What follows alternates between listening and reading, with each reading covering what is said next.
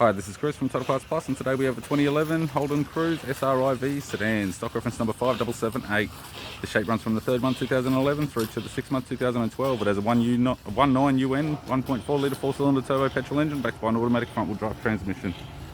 1.9 UN 1.4 litre 4-cylinder turbo petrol engine with the right-hand headlight, right-hand fog light, left-hand fog light, left front 17-inch factory alloy mag with a good tyre. Left power door mirror does have scratches and a faded base. Left front door has one small dent. Left-hand side skirt.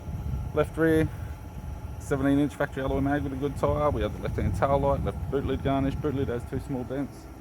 Right-hand boot lid garnish. Tidy rear bumper cover. Right-hand tail light.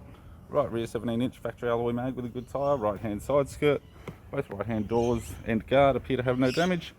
Right power door mirror has a faded base, and right front 17-inch factory alloy mag with a good tyre. We have the driver's side door trim, power window master switch.